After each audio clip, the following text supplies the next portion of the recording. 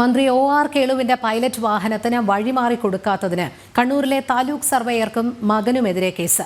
കേളകത്തെ പ്രീത് വർഗീസ്, മകൻ അഫിൽ M Preet എന്നിവർക്കെതിരെയാണ് Kelakam police കേസെടുത്തത്. മന്ത്രിയുടെ പൈലറ്റ് വാഹനത്തിന് സൈഡ് കൊടുത്തില്ലെന്നും കുറുകെ നിർത്തി മാർഗതടസ്സം സൃഷ്ടിച്ചെന്നും കാറിൽ നിന്ന് ഇറങ്ങി ഭീഷണിപ്പെടുത്തിയെന്നും എഫ്ഐആറിൽ പറയുന്നു. മിഥുൻ പിള്ള ചേരുന്നു. മിഥുൻ, എന്തായിരുന്നു സംഭവം?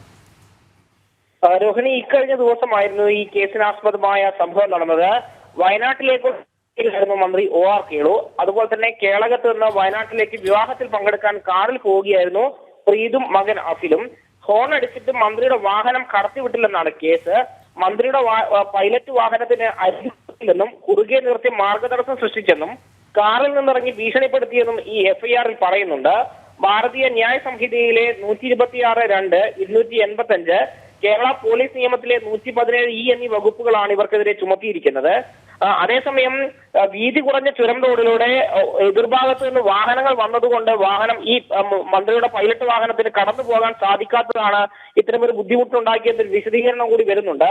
മാത്രമല്ല, ഇത്തരത്തിൽ വീതി കുറഞ്ഞ ചുരം റോഡിൽ മറ്റു വാഹനങ്ങൾ വരുന്ന സമയത്ത് റോഡ് ഗതാഗതം തടസ്സപ്പെടുന്നത് ഒരു സ്ഥിരം കാഴ്ചയായി മാറുകയും ചെയ്തിട്ടുണ്ട്. ശരി, മിഥുൻ പിള്ളയാണ് വിവരങ്ങൾ നൽകിയത്.